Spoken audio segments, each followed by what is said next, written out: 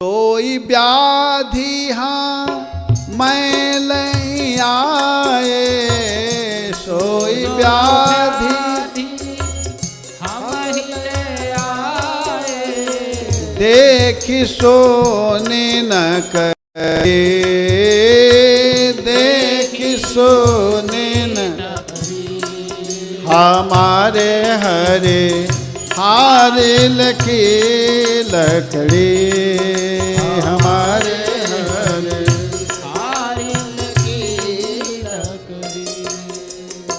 यह तो सूरती नहीं लई दी जय, यह तो सूरती नहीं लई दीजे, तो सूरती नहीं लई दी जय, यह तो सूरती नहीं लई दीजे, जिनके मन चकरे, जिनके मन चकरे, जिनके मन चकरे।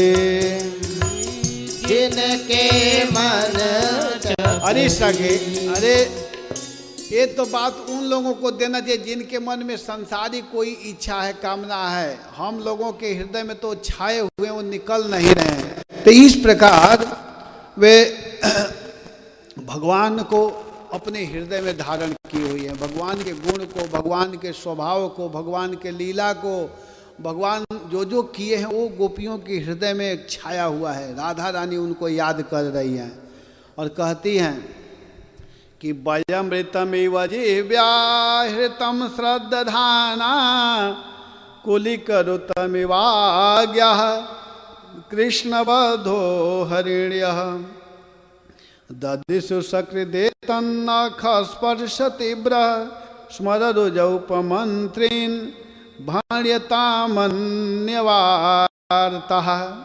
जैसे कृष्ण सार मृग की पत्नी भोली भाली हरनिया व्याध के सुमधुर गान का विश्वास कर लेती हैं। जो हरिनियाँ हैं वो व्याध के सुंदर संगीत को सुन करके उस पर विश्वास कर लेती हैं और उसके जाल में फंस करके मारी जाती हैं। वैसे ही हम भी भोली भाली गोपियाँ भी उस छलिया कृष्ण कपट रूपी वाणी को सुन करके, बातों में आ करके हम लोग उसको सत्य मान बैठी और उनके नख स्पर्श होने वाली काम व्याधि का बार बार अनुभव करती रही। इसलिए श्री कृष्ण के दूत भौरे अब इस विषय में तू और कुछ मत कहो, तुझे कहना ही है तो तू दूसरी बात कहो। देखो तुम्हारी इच्छा है बोलने की तो बोलो, हम मना नहीं कर रही हैं, लेकिन कृष्ण के बात को छोड़ करके, उस कपटी के बात को छोड़ करके जो कहना है वो कह दो। इसको तुम मत सुनाओ, इसको मत बताओ। इस प्रकार वे बोल रही हैं। कह रहे कि देखो तुम यहाँ से जाओ, अगर तुमको कुछ कहना है तो कृष्ण के बात को छोड़ करके और जो कहना है कहो, हम सुनने के लिए तैयार बैठी हैं। तुम क्यों नहीं कहते हो, कहो।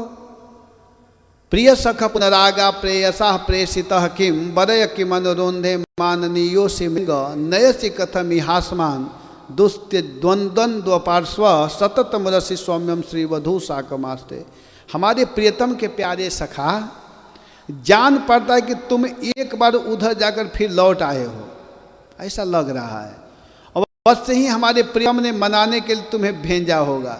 प्रिय भ्रमर, तुम सब प्रकार से हमारे माननीय हो। देखो तुम हमारे पूजनीय हो क्योंकि हम प्रिय के सखा हो। तुम वहाँ से आए हो इसलिए तुम्हारी हम आदर करती हैं, सम्मान करते। कहो तुम्हारी क्या इच्छा है, बताओ तुम क्या चाहते हो, तुम क्या कहना चाह रहे हो। हमसे जो चाहो मांग लो। अच्छा तुम सच बताओ, तुम ही बताओ कि नय से कर्म महात्मा दुष्ट दर्शन दो पार्श्वा सतत मरस्यम श्री वधु शास्ते। तुम सही सही बताओ कि क्या हमें यहाँ ले जाना चाहते हो, जहाँ तुम्हारे सखा हैं वहाँ तुम हमको ले जाना चाहते हो। अजी उनके पास जा कर के लौटना बड़ा कठिन है। हम तो उनके पास जा चुकी हैं, परंतु तुम्हें हमें वहाँ ले जा करके करोगे क्या? प्यारे भ्रमर, उनके साथ उनके वक्ष स्थल पर तो उनकी प्यारी पत्नी लक्ष्मी सदा रहती है ना, तब वहाँ हमारा निर्वाह कैसे होगा? तुम ही बताओ। वहाँ तुम ले भी जाओगे तो हम कैसे रहेंगी?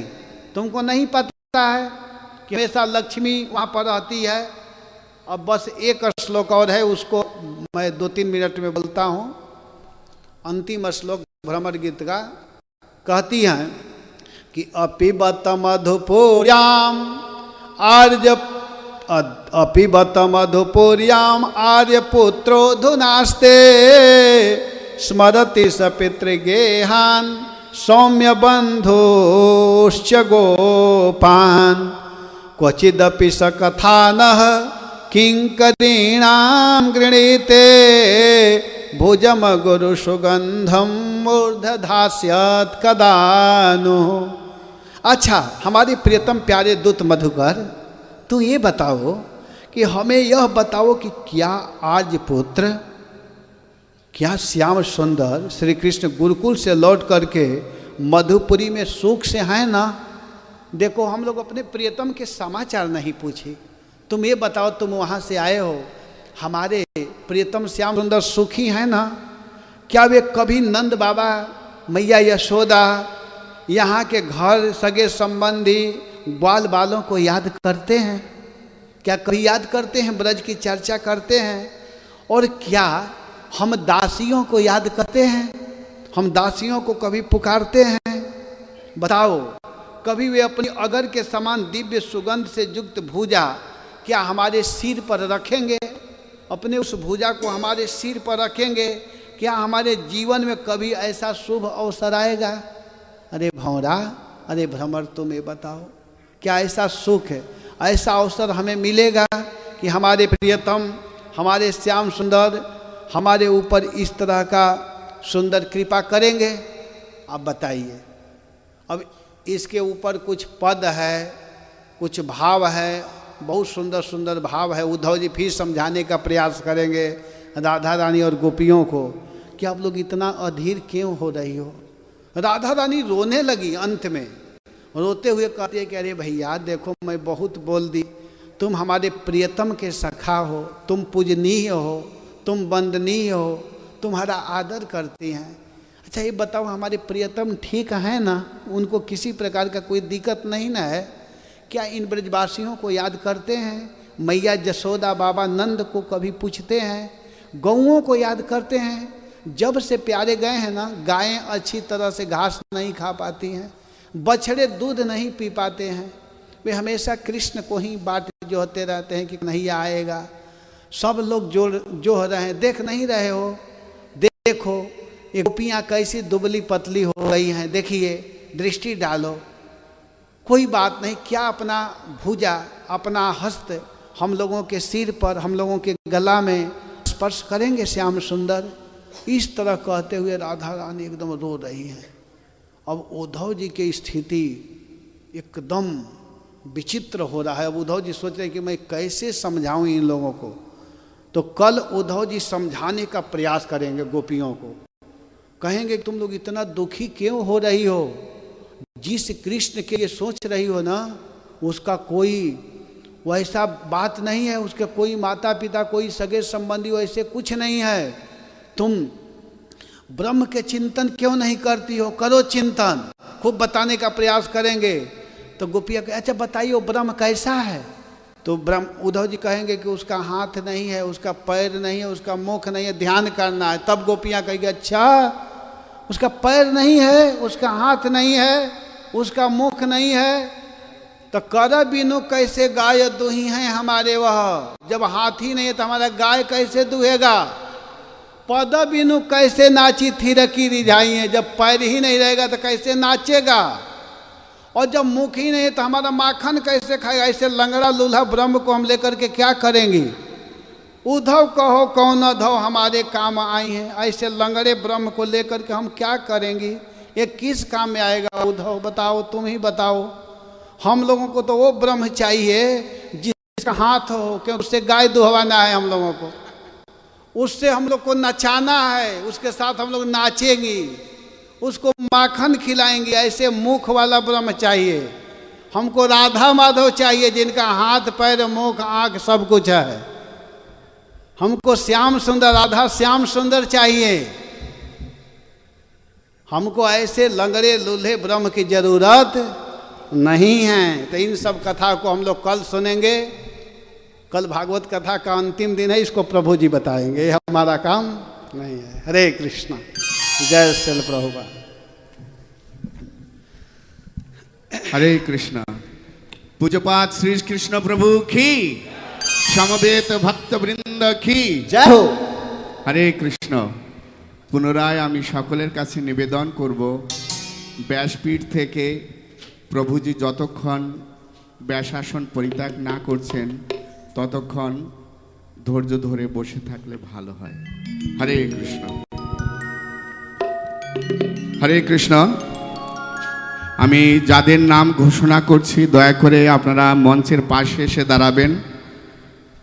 সুললিতা দেবী দাসী, শান্তি মণ্ডল, দীপিকা মাঝি, সুমধুরা দেবী দাসী, পরাভক্তি দাস, গোপাল কৃষ্ণ পাত্র, লক্ষ্মী মহাপাত্র, মদন গোপীনাথ দাস, দীনমণি গোপীনাথ দাস, নীলাদ্রি সাহা, সুদেব দাস, রঘুপতি দাস। হরে কৃষ্ণ। সুধী ভক্তমণ্ডলী, এত সুন্দর কথা আপনাদের ভালো লাগছে কিনা? হরি বল।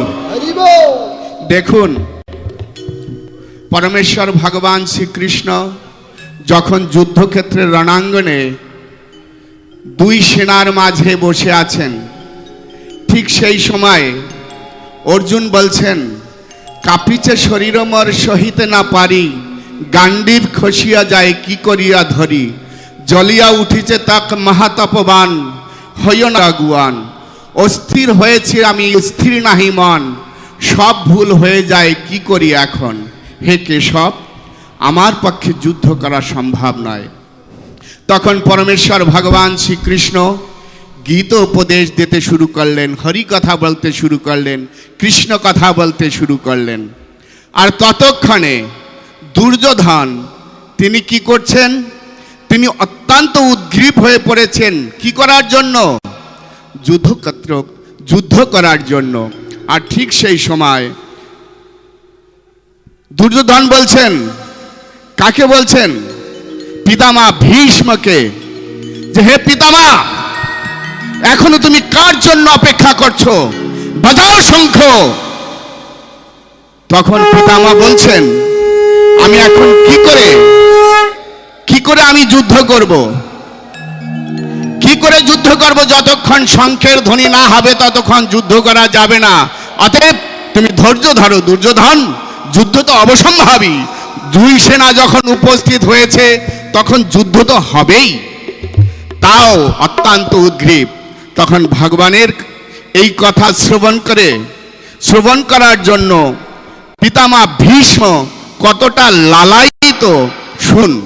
পিতামহ ভীষ্ম তখন বলছেন, अरे पुत्र, इतना सुंदर दृश्य, भगवान कृष्ण जैसा रथी और सारथी और अर्जुन जैसा महारथी निहारते रहो पुत्र, इतना सुंदर दृश्य निहारते रहो। आज तो महाराज आँखी का सौभाग्य है, निहारते रहो।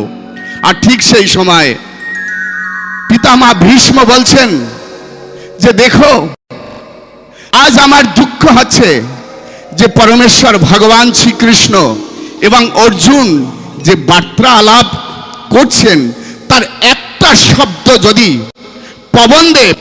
পবনদেবের এক ঝোঁকা যদি আমার কর্ণকুহারে প্রবেশ করাতেন, আমি ওই কথা শ্রবণ করে আমার জীবন ধন্যাতি ধন্য হতো। তাই হে দুর্যোধন, তুমি এই যুদ্ধ, তুমি এই দৃশ্য, এই সুন্দর দৃশ্য তুমি শুনতে থাকো, দেখতে থাকো।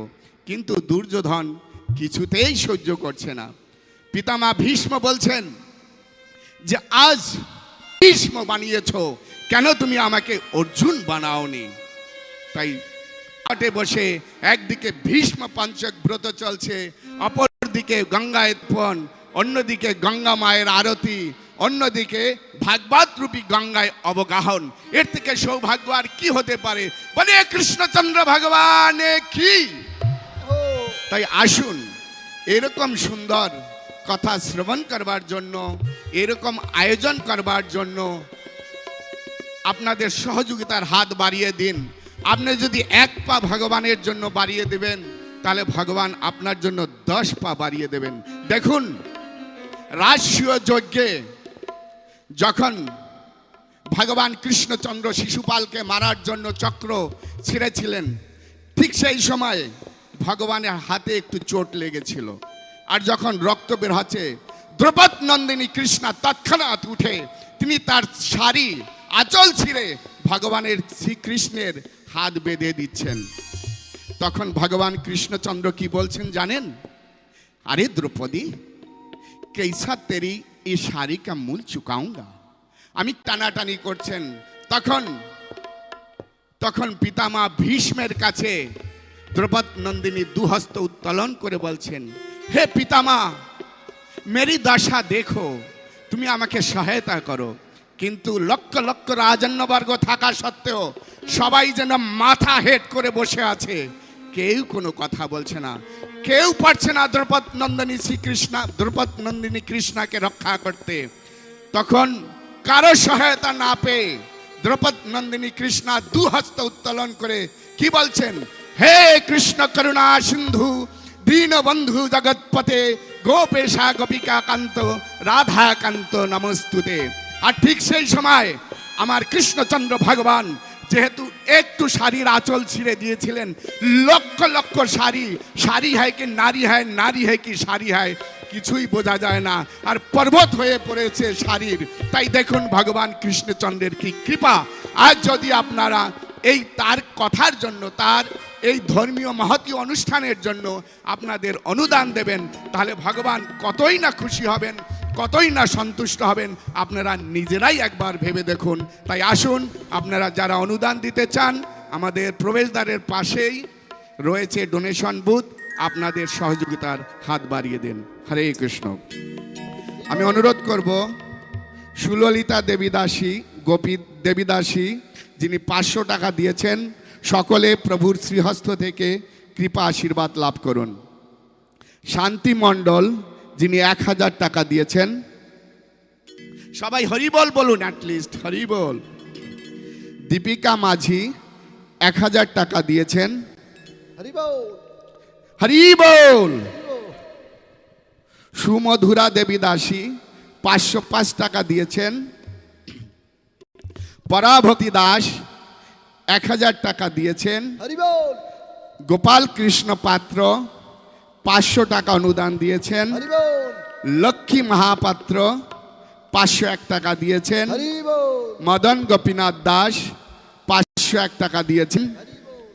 এবং দীনমণি গোপীনাথ দাস, যিনি আমাদের মন্দিরে সেবা করেন, তিনি তার পরিবারের কৃষ্ণ ভক্তি যাতে ত্বরান্বিত হয়, তার সন্তান আদি যাতে কৃষ্ণ ভক্তে পরিণত হয়, তিনি 8000 টাকা দিয়েছেন। হরিবল। নীলাদ্রি সাহা, আজকে তার জন্মদিন, ছোট বাচ্চা, তার মা বাবা তার জন্মদিন উপলক্ষে 501 টাকা। এবং সুদেব দাস